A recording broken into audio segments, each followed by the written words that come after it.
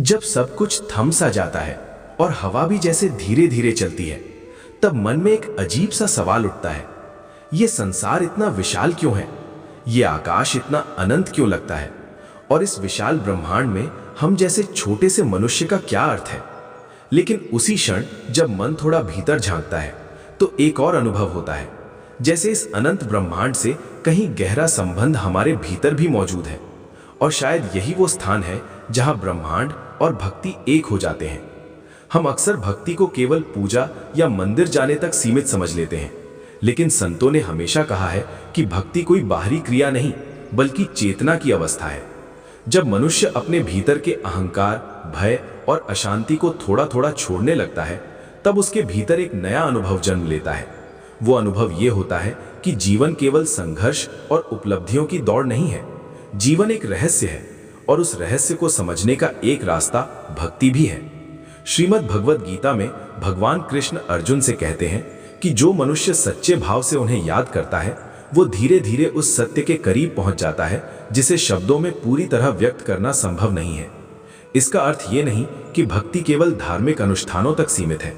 इसका अर्थ ये है कि जब मन श्रद्धा और विश्वास से भर जाता है, तब वो धीरे धीरे अपने भीतर की गहराई को महसूस करने लगता है। और यही वो क्षण होता है जब मनुष्य को लगता है कि ब्रह्मांड कहीं बाहर नहीं, बल्कि उसके भीतर भी उतना ही विशाल है। रामचरितमानस में तुलसीदास जी एक अद्भुत बात कहते हैं कि प्रभु का नाम और उनका स्मरण मन को उस स्थिति तक ले जाता है जहां जीवन का सारा भय समाप्त होने लगता है। जब मनुष्य नाम का स्मरण करता है, तो धीरे धीरे उसका मन शांत होने लगता है, जैसे किसी उफनती नदी का पानी धीरे धीरे स्थिर हो जाए। और जब मन शांत होता है, तब वो जीवन को एक नई दृष्टि से देखना शुरू करता है। कबीर दास ने भी इस अनुभव को बहुत सरल शब्दों में कहा था, मोको कहां ढूंढे रे बंदे, मैं तो तेरे पास में हूं। कबीर का ये दोहा केवल काव्य नहीं है, बल्कि एक गहरा आध्यात्मिक संकेत है। इसका अर्थ यह है कि जिस सत्य को हम बाहर खोजते रहते हैं, वो वास्तव में हमारे भीतर ही मौजूद है, लेकिन उसे देखने के लिए मन का शांत होना आवश्यक है। और यही काम भक्ति करती है, वो मन को धीरे धीरे शांत करती है। आज के समय में जब जीवन बहुत तेज हो गया है, तब मनुष्य का मन लगातार दौड़ता रहता है।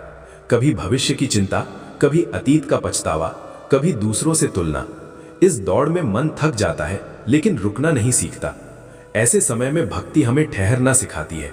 वो हमें याद दिलाती है कि जीवन केवल बाहर की उपलब्धियों का नाम नहीं है, बल्कि भीतर की शांति भी उतनी ही महत्वपूर्ण है।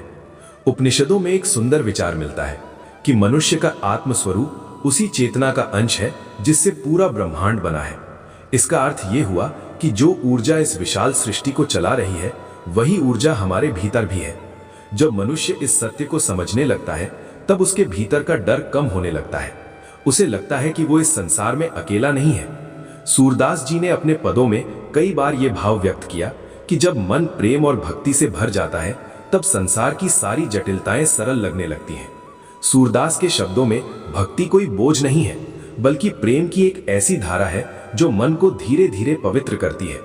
ये धारा इतनी शांत होती है कि मनुष्य को पता भी नहीं चलता और उसका जीवन बदलने लगता है। जब हम इन बातों को अपने जीवन से जोड़कर देखते हैं, तो समझ में आता है कि भक्ति वास्तव में मन को एक दिशा देती है। वो हमें सिखाती है कि हर परिस्थिति में संतुलन कैसे बनाए रखें। जब सुख मिले तो अहंकार न बढ़े, और जब कठिनाई आए तो धैर्य बना रहे। यही संतुलन जीवन को स्थिर बनाता है।